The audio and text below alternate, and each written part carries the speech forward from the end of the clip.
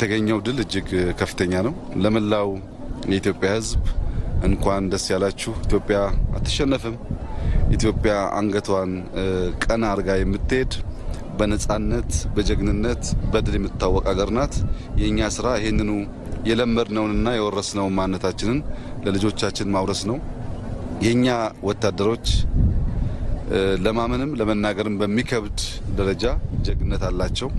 እንግዲህ እናንተ እንደምትታዘቡት ውጊያ ሲባል መታኮስ ብቻ አይደለም። በጣም በርካታ ኪሎ ሜትር በእግር መጓዝ መጠማት ይፈልጋል። ሳይበሉ ሳይጠጡ በእግር ቀናት የተጓዙ ነው ይሄ ሁሉ አካባቢ ነጻ ያወጡት። የተገኘው ድል ለማመን ይከብዳል። በሀገር መከላከያ ሚኒስትር እጅግ ኩራት ተሰምቶናል። በህዝባችን ኩራት ተሰምቶናል። ኮምቦልቻ ሲገባ ያለው ስሜት አይታችሁታል። ከምሴ ሲገባ አይታችሁታል። ደሴ ሲገባ አይታችሁታል። ህዝባችን ምን ያክል ሀገሩን እንደሚወድ እና ከሀገር መከላከያ ጎን የቆመ እንደሆነ ተረጋግጧል። ጠላትም ተገንዝቧል።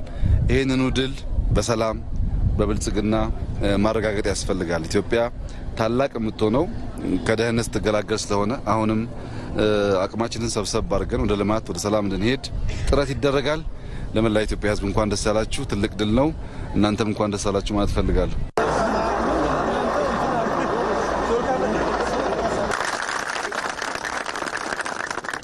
የከፈልነው መስዋዕትነት ልንሰርቅ አይደለም፣ ልንደፍር አይደለም፣ ልንዘርፍ አይደለም፣ ኢትዮጵያን ለማዳን ነው።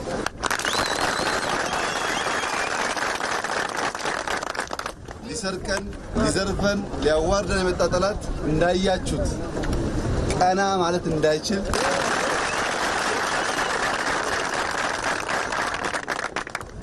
ኢትዮጵያ አትሸነፍም ያለው እናንተን ተማምነን ነው።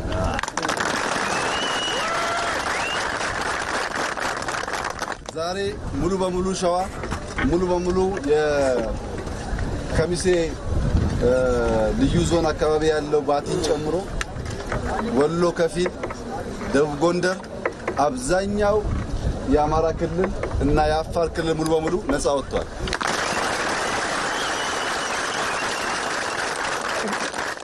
የቀረንን ቦታም እንደዚሁ እንቀጥላለን። ድሉ ይቀጥላል። የሚያቆም ነገር የለም። ጠላት ይመታል፣ እናንተ ታሸንፋላችሁ።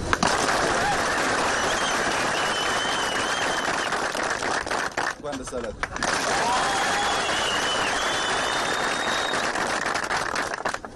ቀይ ቦኔት ማለት አሸናፊ ማለት ነው።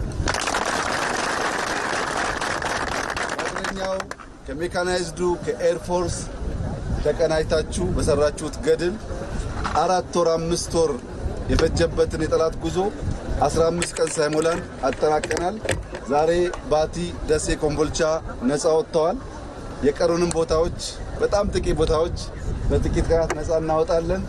እንኳን ደስ ያላችሁ። ድላችን ይቀጥላል።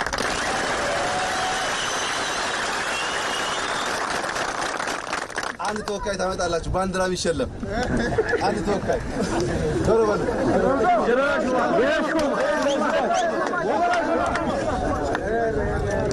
የኢትዮጵያ ባንዲራ በሌቦች፣ በዘራፊዎች፣ በሽፍታዎች አይደፈርም፣ በኮማንዶዎች ይጠበቃል።